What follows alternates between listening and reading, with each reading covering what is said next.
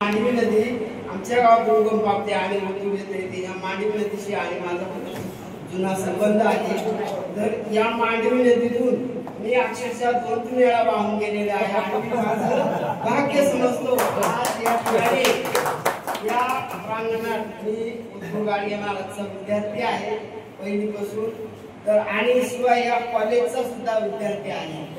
खूप अभिमानाने सांगतो आणि विशेष म्हणजे या कवितांमुळे मला आज उंची मिळाली। कवितेमुळे सर्व काही होतं। कपारीत एखादं फूल पडलेलं असतं ते सुगंध त्याचा दरवळत असतात, फुलं असतात त्याच्याकडे कोणाचं लक्ष जात नाही, अशीच फुलं असतात रानावर। असंच माझ्या कवितांनी मी माझी दिल्ली येथे सुद्धा माझी निवड झाली होती अखिल भारतीय साहित्य संमेलन येथे। आणि माझं अवतीभवती हा बालकाव्य संग्रह जो आहे तो SCRT ने प्रकाशित केलेला आहे आणि राज्यभरातील शासकीय शाळांमध्ये 60,000 शाळांमध्ये पोहोचलेला आहे।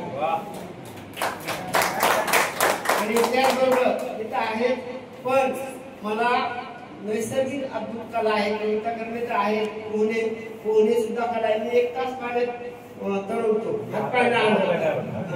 आणि शिवाय पशु पक्ष्यांचे आवाज मला येतात। या मुद्द्याकडे तुम्ही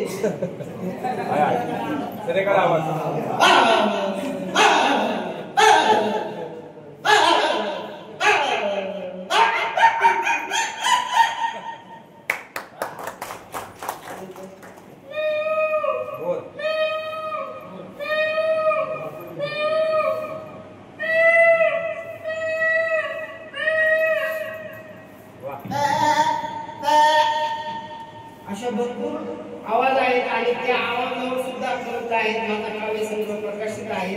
माझ्या शाळेतील विद्यार्थी सुद्धा कविता करतात।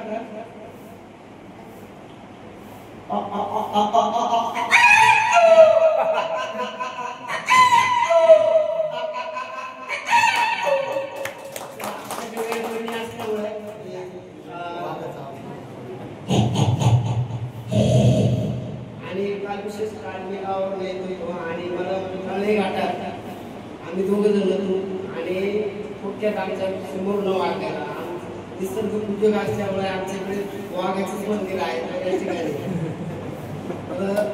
मला आवाजांचं एक वैशिष्ट्य आहे, अजून बरेचसे आवाज आहेत। तर या ठिकाणी मी माझी कविता सादर करत आहे।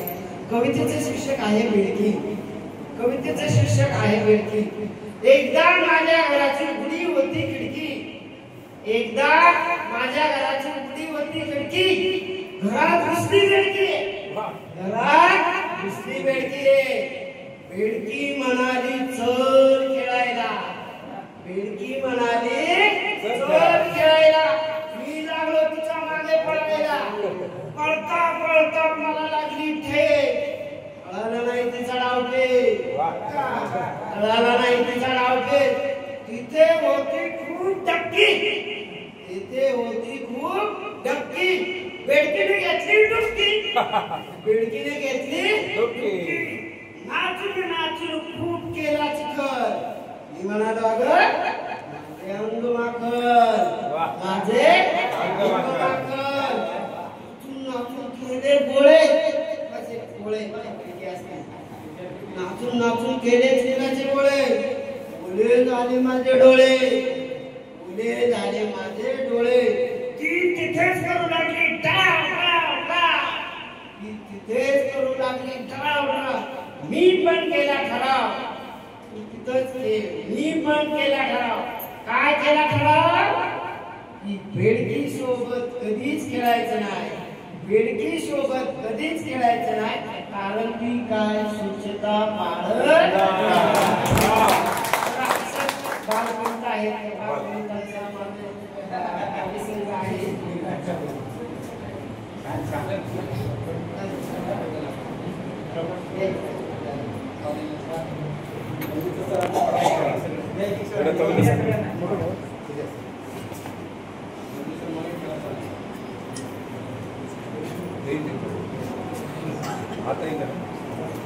गीत मध्ये बरं सर